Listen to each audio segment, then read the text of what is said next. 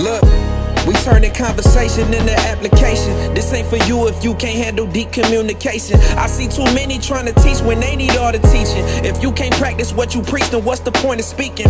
Look, we thank the Lord for another season. Don't think they ready for you, Lee. I think them boys are sleeping. But we gon' hustle every hour like it's our last. Open up your mind, it's the converSAYtion podcast. Yeah. Welcome everybody to the converSAYtion podcast. I am your host, Leon Reed Jones, and this is the place where we turn conversation into application. And today I have a very, very special guest. I know it's been a little while, been doing some things, been creating some ideas behind the scene, but this person who I have on the podcast today is somebody that I have a great deal of respect for just because of how she uses her voice through music, through song, and how she allows God to use her wherever she is. My special guest today with us on the converSAYtion podcast is none other than Miss Chante Bailey. How you doing today? I'm good. I'm blessed, highly favored. Yeah, for sure. And one thing I want to do is, again, thank you for coming on to the podcast, but also give you your flowers because ever since I've seen you sing, like it's always been a blessing for me, honestly and genuinely, to see you sing and like how you minister with like your voice and everything. So I'm definitely glad to have you on, and I'm glad to be able to see up close and even sometimes from afar, like what you do. So I want to give you your flowers for that. And thank you for being on the podcast. So my theme this year for the podcast is called intentional clarity. So it's not enough in my eyes to receive clarity. You can receive confirmation for something, but it's more so about the intentionality behind it. So for you and understanding that theme, what would you say this chapter of your life is titled? If you had to give it a name, what would you chapter it? Oh, wow. Coming out of my shell. Oh, wow. I like that. That sounds like an album. You might have something in the works there. That would be a great album name. Why would you say coming out of your shell for you personally?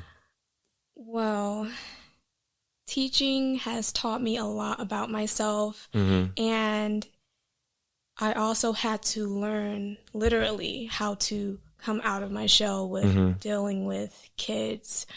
I came into teaching thinking like, oh, I'm just going to be the nice teacher, you know, but with kids, there's a balance. Like you really have to like stand your ground. Show that you have to be respected. Like there's a balance. Yeah, for sure. So. Yeah, no, I agree. And like we discussed off camera, like being in education, I think I see that more and more because when I first started, that was my same approach. As goofy as I am, as like playful as I can be, I'm like, man, I'm gonna just come in and I'm gonna change things. I'm gonna change the narrative. I'm gonna come in, I'm going to always be myself, but like, I'm going to be the nice person. I'm going to tell the kids like, hey, this is what we're doing. And my thing, I even still say to this day, like, I don't want to be that guy, but I will if I have to. And the kids like, okay, Mr. Jones. And then it's like, you see that like people test your patience or like, you know, you have to really stand on what you say. And I feel like education and dealing with kids has taught me that a lot because once they see like you don't really mean what you say, they'll either take advantage of that or they'll be like, oh no, you're not a person of your word, so I can't really trust you. And like dealing with the kids that I deal with, and I'm sure you deal with on a day-to-day basis, is like, nah, you have to hold true to your word, even if that's being firm, even if that's saying like, hey, I'm going to make sure I come see you and talk to you today. Like, kids like, Mr. Jones, what happened today? Like, I'm like, man, I got caught up with everything. Yeah, because it's like, you realize how important and precious that time is. So I can definitely resonate with that as far as like, I'm a extrovert, so I wouldn't say coming out of my shell per se, but like the process of it, of like dealing with kids. Because I remember my first day that I started at a school, and this was like 2022, and like I would be in the building, but the kids would be online virtually. So talking to the kids, them seeing my face and me talking to them, it was like I've never talked to a group of students before outside of like the mentoring program or whatever. But that was slightly different. But like now I'm teaching a subject or like I'm doing a skill with them. It's like, man, I swore up and down that I would never be in education or teach. And now it's like I'm teaching these kids, and it was like that first day was horrible. But I can look back on it and laugh because it's like that really helped me along the way. But for me, I'm interested to find out, you know, when you talk about your students and teaching, like how did that opportunity come about, and like what was your first thought when you got the call or the opportunity? Okay, so I swore up and down that I do not want to teach. Yeah, like that was like not even in my head at all. I was in this place where I didn't know what I wanted. I was working some part-time jobs. I was kind of down. I'm like, I don't really know where to go in if I go back to school and stuff. So then one day, my aunt, she put together a concert for me at Living Waters SDA Church. And she had a few guests on the program that I didn't really know who I knew of them. And so, you know, I did my concert, went well, and this guy came up to me and he was like, I want you to work at my school. And come to find out, he was the father of somebody who was on the program. I'm like, right. Like doing what? Like, I want you to be a music teacher. Like, ooh. Right, no, for sure. Yeah. But you wind that is so funny because my mom, she said that maybe a day or two before that, she was praying for me. And she said, Lord, please bring someone into Chante's life to change the course of her life. Somebody. And wow. He came and gave me a job. Yeah. No, that's pretty. Yeah, I went into it very, very nervous, but I had this excitement too because it's something new. And when my mom told me that, it kind of confirmed like maybe this is what I need to go into. So I just had faith, prayed on it, and just went into it. I didn't have any training, really. Yeah.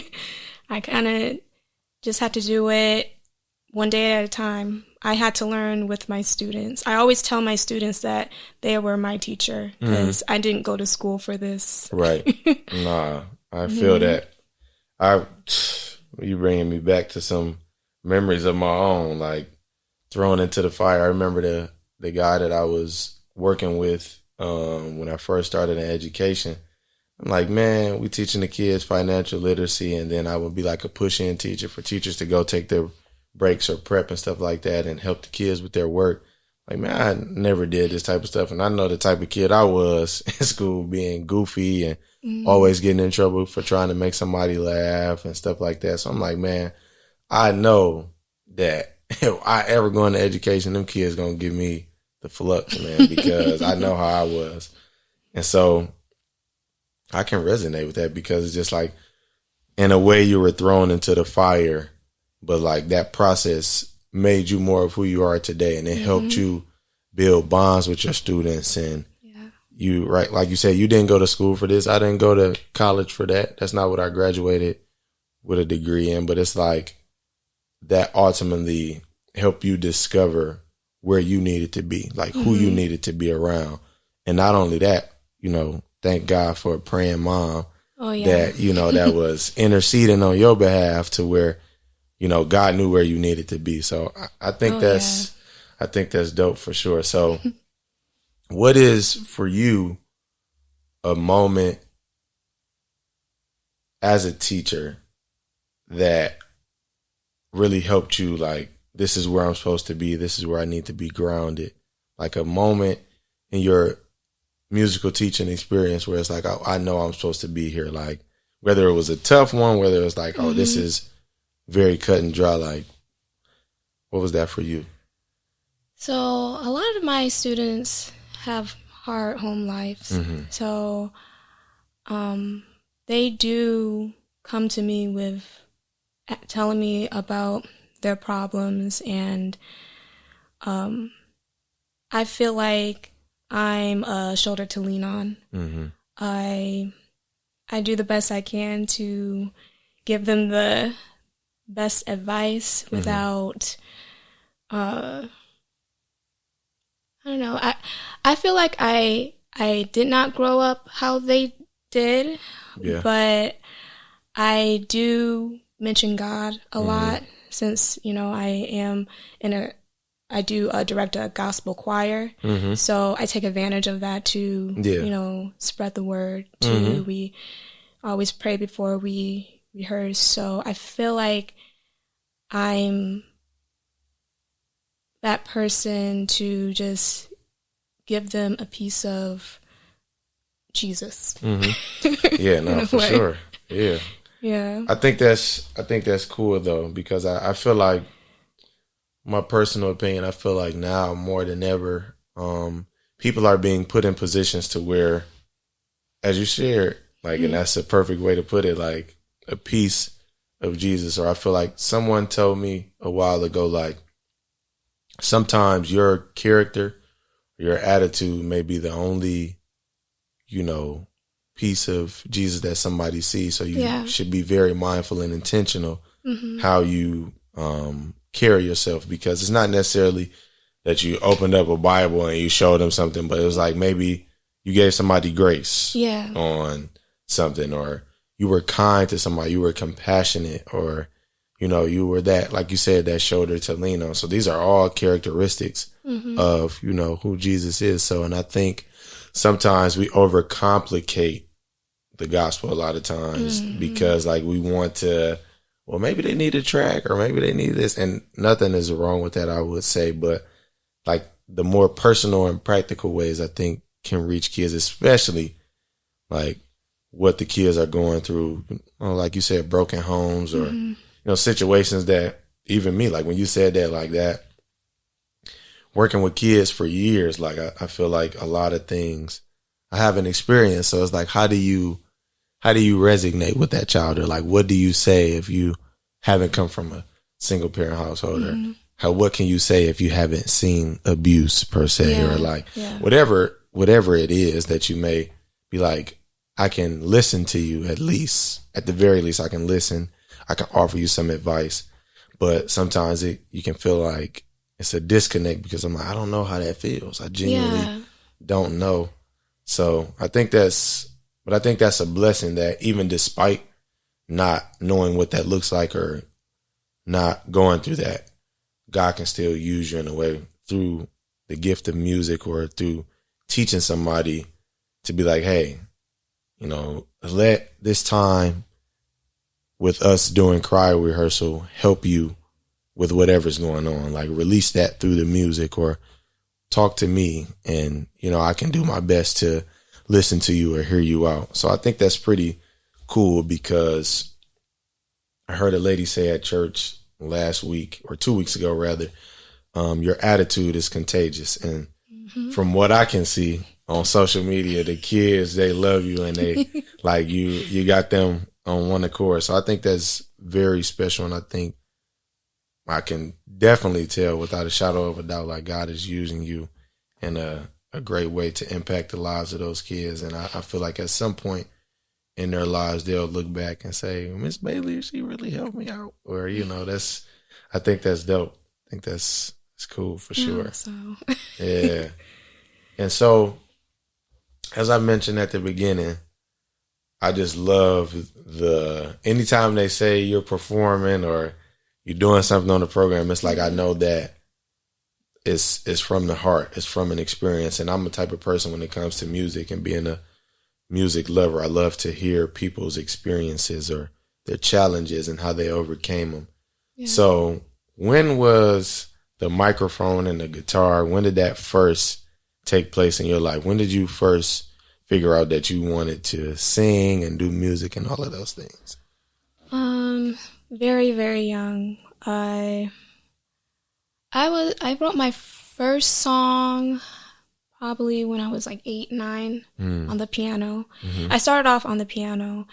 I always say I just looked up to my older brother because he was like the Beethoven of the house. Okay, cool. And so I was like, wow, I want to be like him. So my parents, they got me a keyboard and I was fiddling around with it. And then I learned that I actually like to fiddle around and make up stuff. Yeah, for sure. Instead of just notes, I just love to just see what I could do.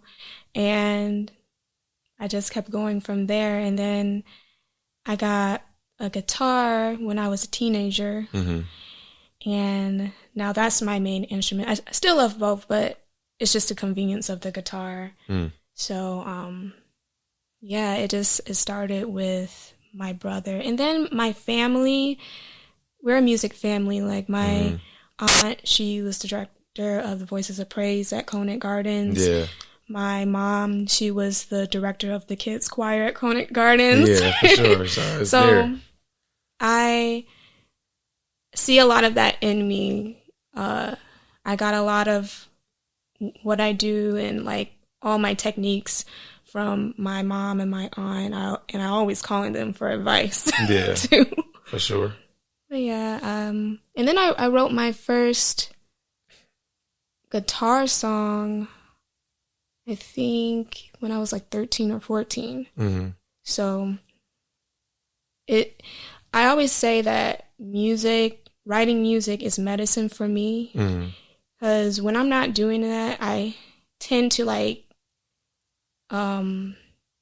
just be into myself. I don't know, like I get very depressed when I'm not singing or lifting up Jesus' name. Yeah. So it really does keep me going. It's not just me spreading the gospel, it's really uplifting myself. Yeah. Not uplifting myself. God lifting me. Yeah, for sure, for sure. I know what you mean. So, yeah, like with all of those, like I say, I feel like hearing you and even listening to what you're saying, like having those examples and being around all of those things that pushed you and inspired you to do something of your own and the way that God saw fit for you.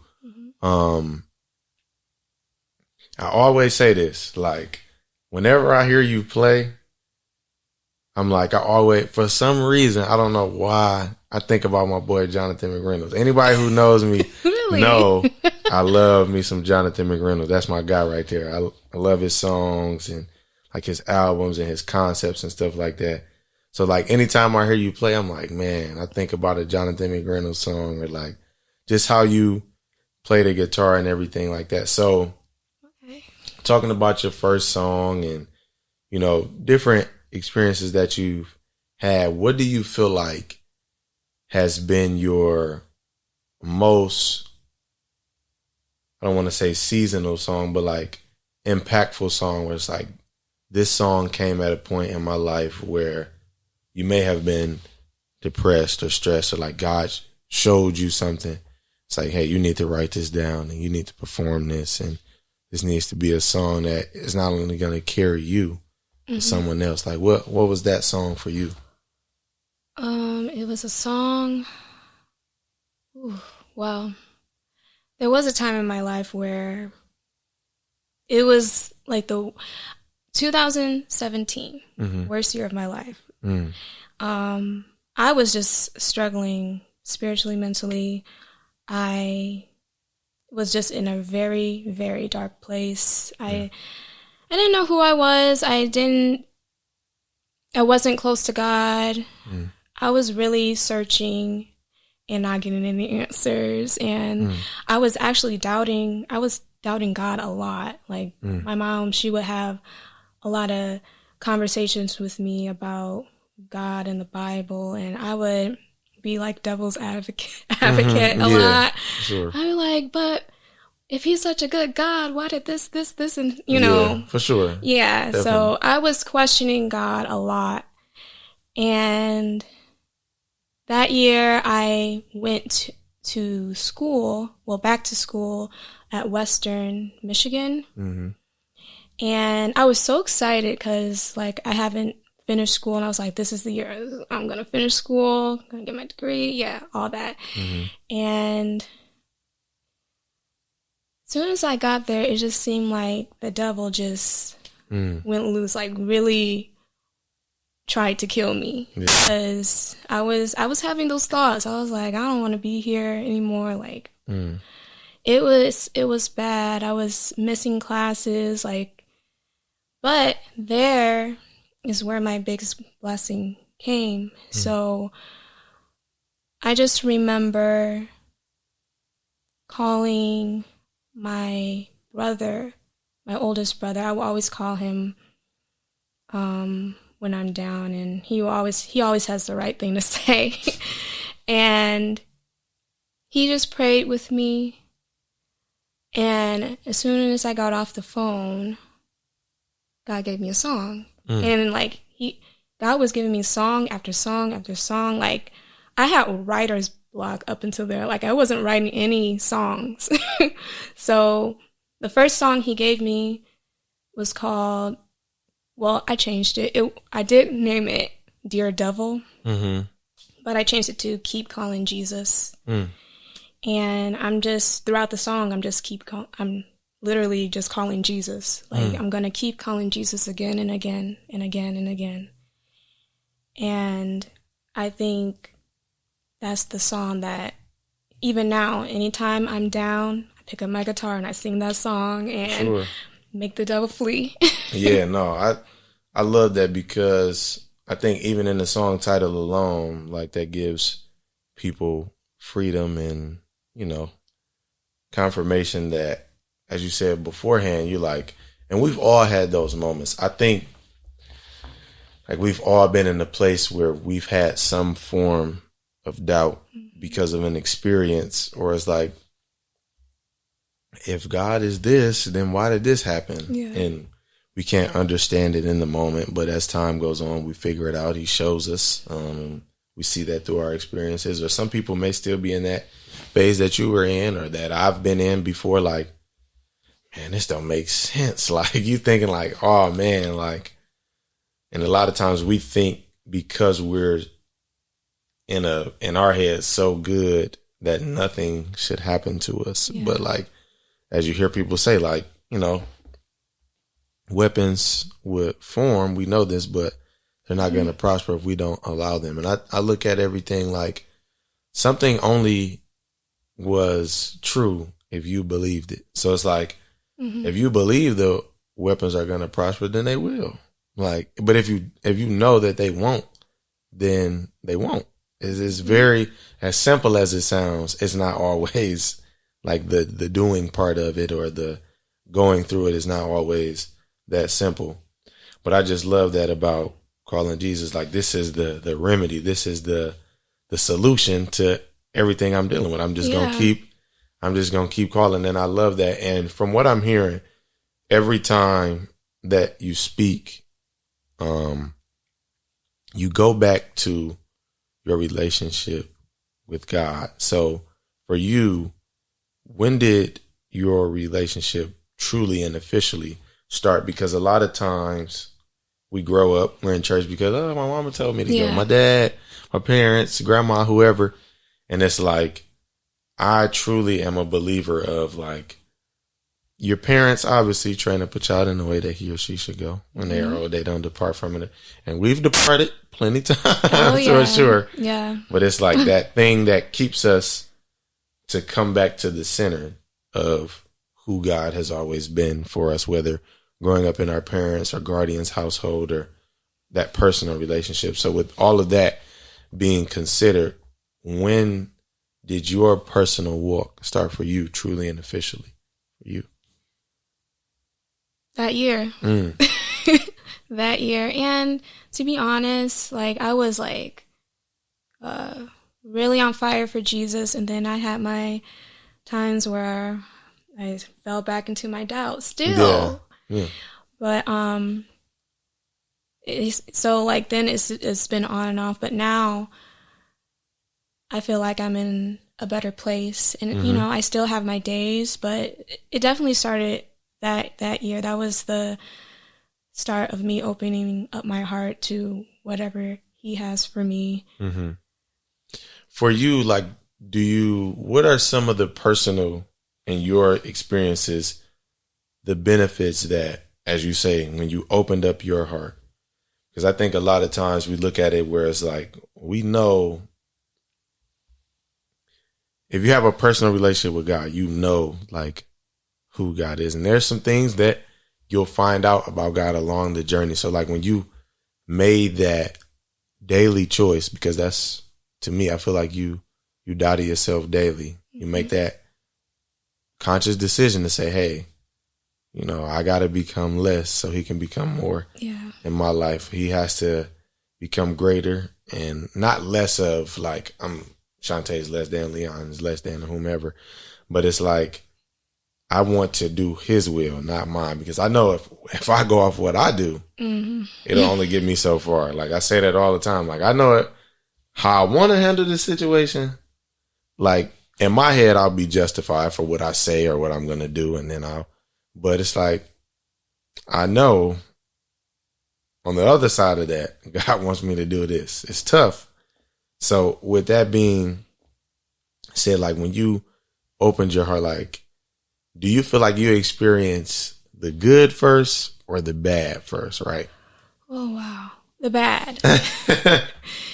Because that's when the devil really wants to attack you. Because he's like, oh no, one of my soldiers, you know? Yeah, right. And so as soon as I was starting to write more songs and I was getting into my Bible, I was getting nightmares. I was like, when I was walking around campus, it just felt like I was The Walking Dead. Like, oh wow, I don't know. Like, I didn't want to talk to anybody. Like, I would see like hallucinations. Like, he was really attacking me spiritually, and he hated that I was singing because up until then I was getting like these demonic dreams and thoughts and stuff. So yeah, I had to I think that was God telling me, like, you are an instrument. That's what you're supposed to be on this earth. An instrument for me specifically. So it's not just singing anything. Like, I literally am here to sing for Jesus. Yeah. And I think, like, for me, what I've experienced even recently, like, I think sometimes people have the misconception, and my pastor said it, he said, like, the hardest part about following Jesus is like counting the cost of, like, I have to leave these things behind on a day-to-day basis so that I can truly reflect Christ's character. So in other words, it's like whatever your vice is, or like whatever is, and I feel like all of us at some point, we figure out what that thing is that is hindering. For me right now, I know what's hindering me is like my patience. And I was just telling somebody the other day, I feel like for the most part in my college as well as adult years, I feel like I've had a good amount of patience. Like, as a child, it didn't take nothing to set me off. Like, anything could set me off. Like you say something crazy, or like, bro, why would you even say that? Like, and I'm upset, I'm angry. But now it's like, it takes a lot. And I think the people who it takes a lot to get frustrated, like, they go through the worst of times, because I'm like, all this time I thought like I had supreme patience. But like, God showed me, like, you were really patient out of convenience. And what I mean by that is, like, I really, up until probably October on up to present day, I didn't have anything that I really needed to be patient for. And what I'm saying when I say that is like,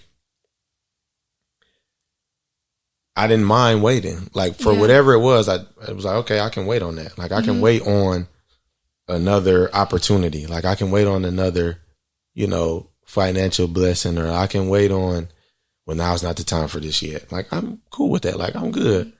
But now when I'm interacting with people and it's like they're testing my patience, or like I know God is showing me like, you got to hang on. You got to give it more effort. And it's like, man, I really don't want to do that. I really don't I would much rather just be like, I'm done. I don't have no ill will or ill intent towards nobody, because I'm the type of person, like if I'm done with you, or like I don't really like have anything negative to say. Like I used to be that way, where it's like I'm talking crazy, or like I'm at your neck or something like that, saying something crazy or whatever. But like nowadays, like I'm not trying to do that, because that's too much.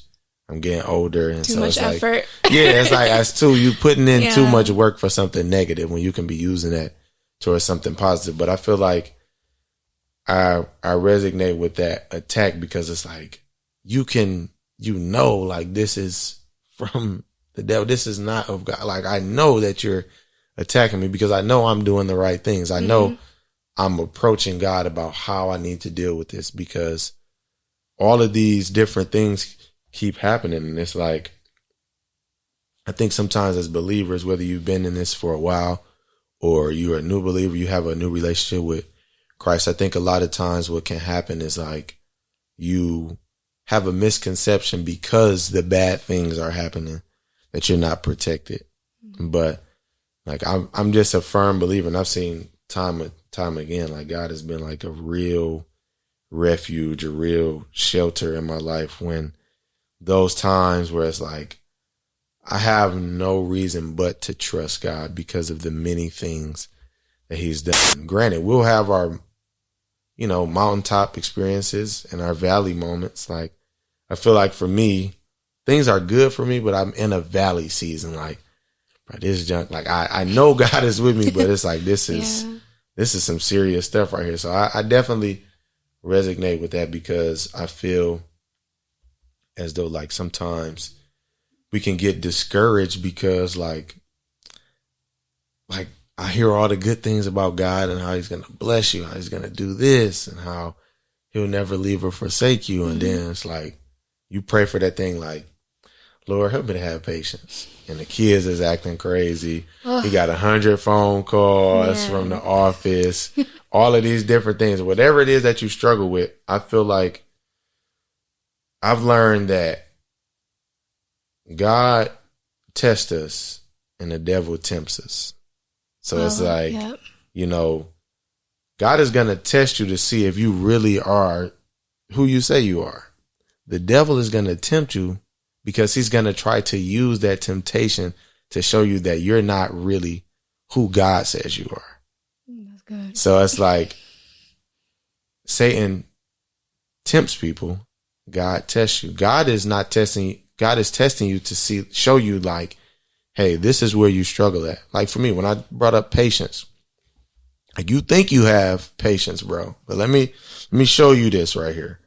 But I'm only showing you not to condemn you, but to convict you of relying on your own patience and relying on resting in me, and showing you like, that's what I love about God. Like God is not going to condemn you. God is more so of a person who is like, I don't like that you're doing this, but I'm going to work with you. I'm going to walk with you. And not only that, I'm not going to be like most people. Chante, you're doing something wrong, but you didn't tell me how to do it right. I'm going to show you how to do it right. Satan is like, I know just as much about you as God does, but I'm going to use those things that you don't like, those insecurities, those things that you're trying to get rid of so that you have a better life. I'm going to use those and play on your emotions to make you feel like I'm never going to get anywhere. I'm going to tempt you with an environment, a person, because Satan knows exactly what we like. So I'm going to use that to tempt you to make a bad choice so you can make a detour. So like I've come to find out that God, tests us to help us build more faith, to help us grow and trust more, as you said, open our hearts to him. And Satan, he tempts you like, no, I'm going to put this in front of you. What Joseph said, like what the devil meant for evil, God turned around for my good. But if you're not careful, you can reverse it. And what God meant for good, you can mess it up and use it for evil. So That's true. I definitely resonate that, because I've been in a season where it's like, oof, like this is tough. So with that being said, like for you, we talked about your songs and the kids. And I remember even talking to you through Instagram. I want to say it was maybe a year or two ago, where one of your students, I think they got in a real bad accident. And so for you, being as close as you are, that shoulder to lean on, like how even was that, like, in dealing with the kids that have these problems, like what has God shown you in that, like that time frame, or even that specific moment? Like what did God show you with those things, and like having that rapport with your students? It just showed me how attached I am to these kids. No, for sure. Definitely.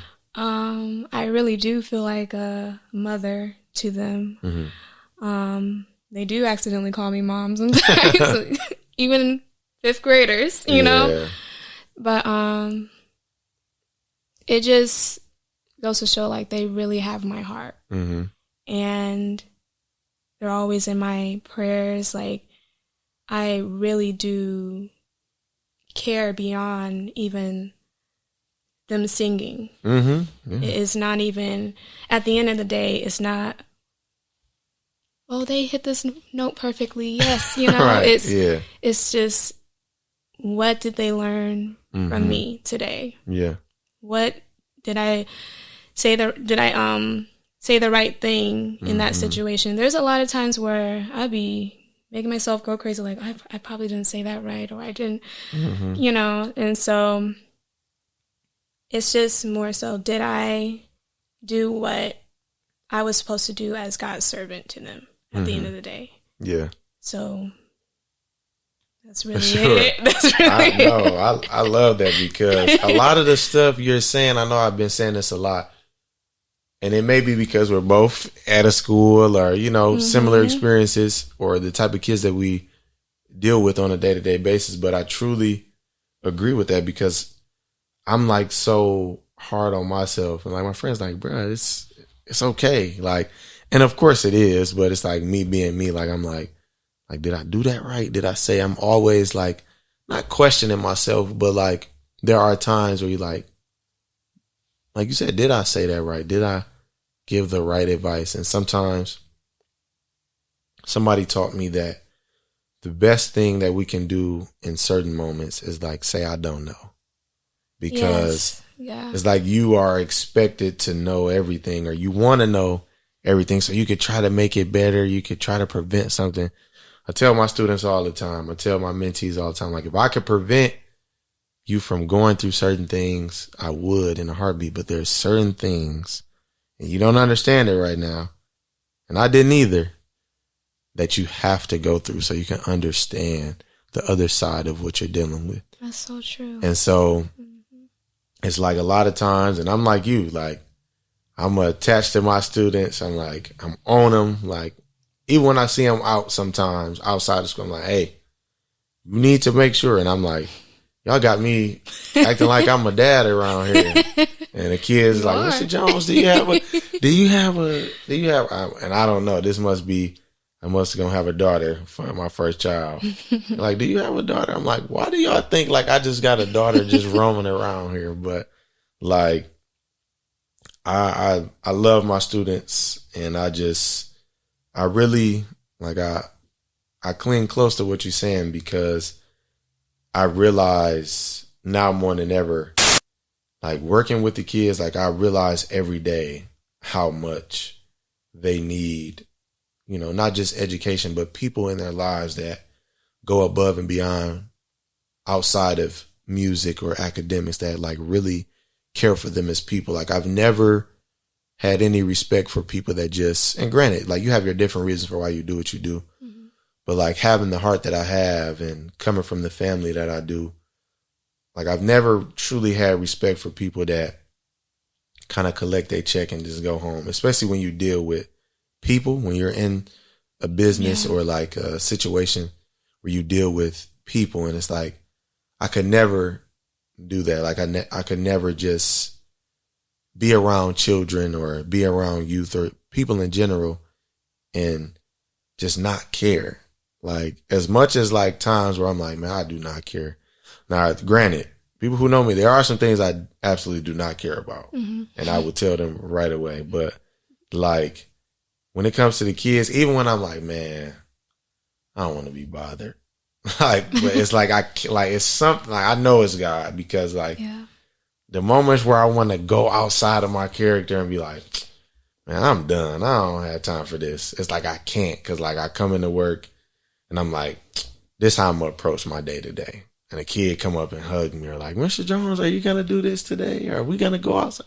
So I was like, man, I came in here upset or like firm, straight face, no silly stuff. And I'm like, here go God sending this kid. Like, nope, you can't be that way. I'm not gonna let you be that way. There's a few times where I've came to work and you could just see my mood all over my face. Yes, for sure. And it rubs off on the kids. And then like by the end of the day, like I feel so bad. Like they were asking me questions and I wasn't my bubbly self. Yeah, I feel terrible. Yeah, no, definitely.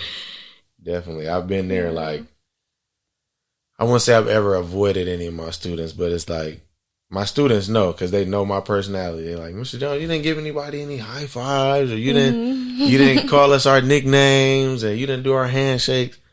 I'm like, man. And one thing that I feel like over these last few years that I can never do, or I try to stay away from, is like letting my students down. I never want to, like, I tell people all the time, like, when you hear, there's one thing with like your parents, like, I don't like that you did that, or like, I'm upset with you. But when you hear I'm disappointed in you, or like somebody is disappointed, and it's like, I'm not perfect, I'm not gonna always get it right. We talked about like how, did I say that right? Did I do that right? But I'm always like just trying to be that light for somebody, whether it's sitting down saying, hey man, you got to get your stuff in order as far as your academics, or, meeting with a parent and saying, hey, this is where your child is. We need this from them, or like just showing that you care. The old saying is like, people don't care about what you know until they know about how much you care, or something like that. But like, it's very true. You see it, like when kids see that you care and you build that relationship. Like if you don't have a relationship with anyone, like it's not going to go anywhere. Like you can't just expect people to just trust you just because you're an adult or because you know so much. Yeah. Like, nah, you have to build. And I think not just with kids, I think like with anybody, I think that is a thing that people don't really like, oh, you're going to listen to me because I did this when I was younger, or I have. Yeah, you're looking at them like, like they're crazy. Yeah, like that and even me, like I've always been a kid that's like, growing up, I didn't care how many people you baptize or how many people you know. Like if you're rude, if you're disrespectful, I don't have nothing for you. Like I don't want to be around you. And I would say that silently. The kids now, they're voicing that like, no, you can't talk to me any type of way. And rightfully so. Like I think like you have to really take time with kids, because if you don't, you won't get to know them. You'll just think this kid is horrible. This kid is like no, I don't think, like I used to say like, man, you're doing that for no reason. It was like people do, everything happens for a reason.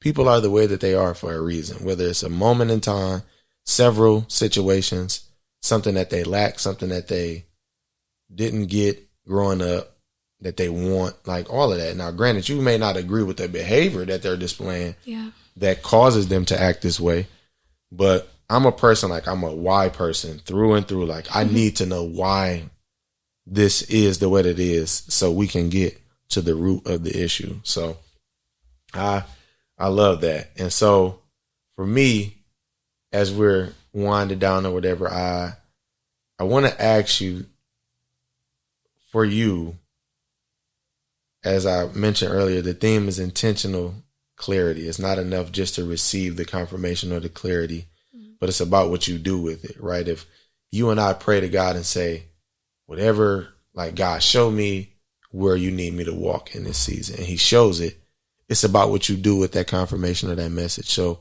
what was a moment recently of intentional clarity for you? That's a good one. I have a lot of those moments, actually. I think when I have rehearsals, my rehearsals are very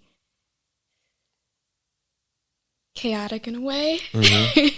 Because during my during school hours, I have half of the students in 1 hour and then half the students in another. But during rehearsal, when everybody comes together, right, it's a lot. Yeah. And when I first started, like, it was taking a toll on me. I'm like, I cannot do this. Right. I didn't have any help, and I'm still learning as I go and what techniques to use, and I think God in that time still is telling me to lean on him. Like, it is, you can't do it by yourself. 100%. There's so many times where I'm a person that I sit in my car a lot.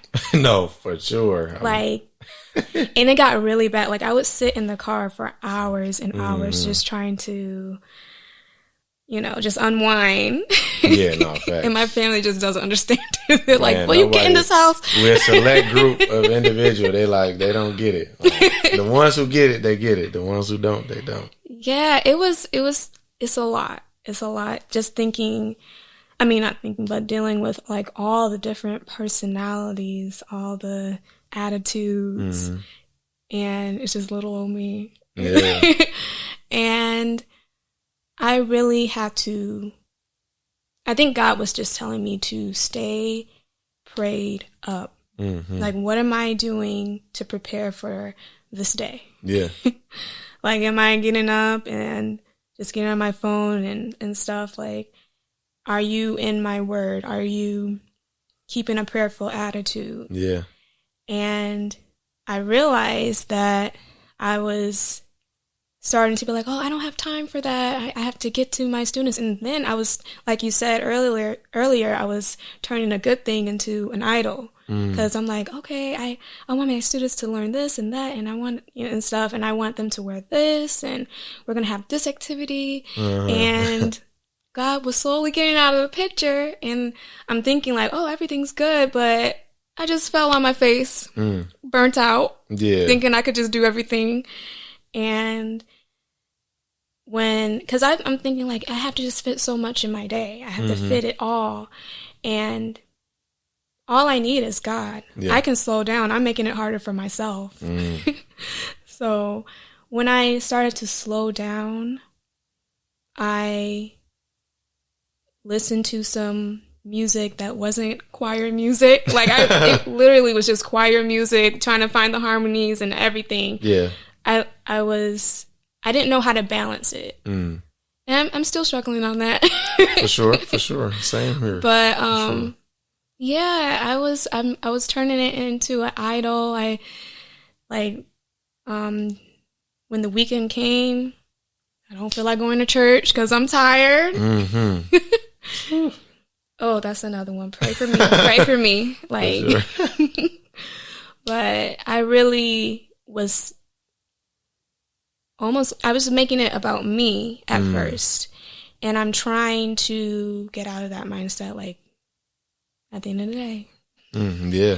It's about God. Yeah. Yeah, for sure. It's not about the perfect note. Because I used to, like, get so down on myself when the songs didn't turn out the way I thought. I'll be calling my mom. I know my mom's just like, what she want now? I'm like, Mom, it's been like 3 weeks. They still not getting the song. Like, right. The Sopranos, they won't reach up to that note. Right. They keep playing. Like, it would really bother me. Like, then I only had 2 tenors, and then the rest, I had a few altos, and then they always want to go to the bathroom every minute. Like, and I'm like, it was a lot. It is a lot, but I was, I was making it harder than what it needed to be because I was trying to do everything myself. So now, like, I'm trying to be more intentional, work smarter, harder, you know. Yeah, 100%. And like in the beginning, I was really trying to get these kids to sing, like, because they didn't have a choir. Like, we really just made a choir. Yeah. And they didn't sound that great in the beginning. And I'm like, okay, we cannot go up in front of these people sounding like crazy. Can't do it. And my name is on it. Yeah. And so, like, I was working these kids, and I was like, how come they don't want to, like, sing? Like we only have 1 rehearsal a week. And then I knew this was God. God was like, give them breaks. Yeah, for sure. I'm like, definitely. Oh, you know what? And I had to put myself in their shoes. I would want a break. Yeah, at some point I need a break. We got to do intermission at some point. Yeah. Come on now. And so I was like, okay, I'm going to try that next time. I gave them like 5-minute breaks here and there. And it was a better rehearsal. I was like, oh, because sometimes I forget, like, oh, these are just kids. Yeah, no, for sure. That was me today. Oh, man. Like, they're just kids. Yeah. They may try to act like they're grown, but at the end of the day, they're just kids. And so I incorporated that. I incorporated games, like before we sang, just to get to know each other. And then I just had to just let God let things flow. I didn't, because being too rigid, it doesn't work. Yep. And you know, I'm a believer that angels are singing with us. My aunt, like, when the choir sings at church, a lot of times it'll just be like 4 or 5 people up there. And when we listen to it back, it sounds like a lot of people are up there. And I believe, like, angels are singing with us. Yeah. If you welcome the Holy Spirit in it. 100%. Yeah. And so I really had to let go of myself. It's really not about being perfect. And I had to let them know that. Because I didn't want to give them the picture, like, oh, when I go in there, I have to sing perfectly. Mr. Bailey, she's going to look stressed. And I'm like, oh, I don't want to be that. I don't want to be that person. For sure. Because I am a perfectionist. I am. Same. And I don't want to be a perfectionist. Right. I feel like people say that, like, yeah, I'm a perfectionist, but it's really not godly to be a perfectionist, because you're never going to be perfect. Right. You need to allow God to use you and let things go His way. And the not perfect way may be His way. Yeah. So I always just allow the Holy Spirit to just take over. And it's so much better. Yeah, definitely. So much better. So, and so that's just what I'm trying to challenge myself to do more, is to allow God to work through everything and tell the kids that it's not about being perfect. I just need your voice here. I need you present, because you never know who's out there. And I tell them that you're because you are children, the message is that much more powerful. Yep. Because the devil wants to close your mouths. Yeah. So, yeah, and I always this kind of goes back to what you said before with like giving grace to them, but also give grace to myself. Yep. And letting them see you mess up. Yep.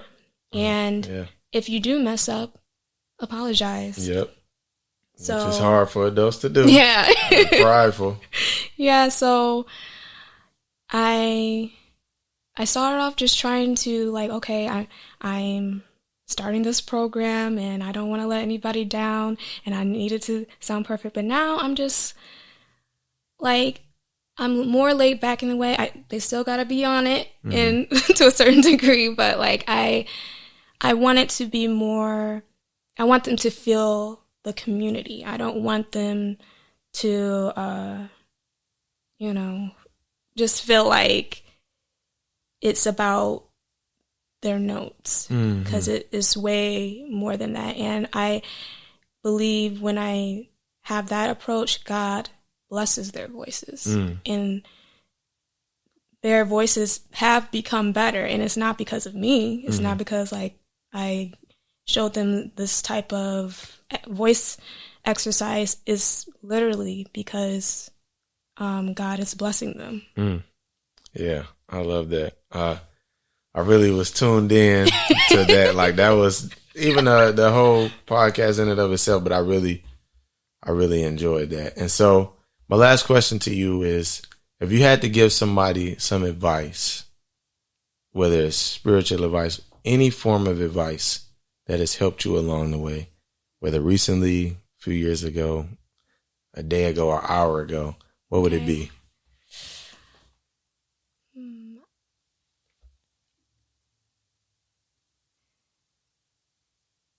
Be an open vessel.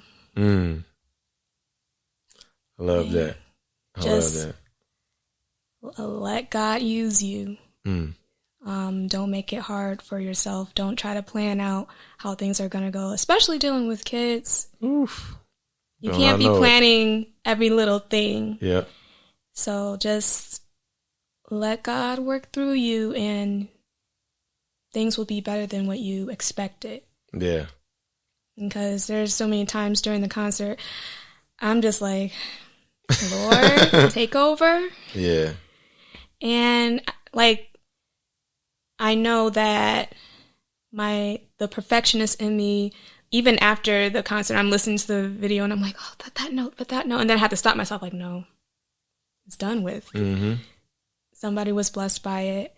Like, why am I trying to be like picking the notes and stuff? It's not about that. And so, yeah, just being an open vessel. Yeah, I love that. I love that. And again, I want to give you your flowers while you can smell them. I really appreciate, number one, what God is doing through your life and through teaching music, through using your songs to not only get you through, but help others as well, but also coming through for the podcast. So I just want to say thank you again. And I love this. I appreciate it. And guys, thank y'all for tuning in to the converSAYtion podcast. We'll see y'all same time, same place. That was good.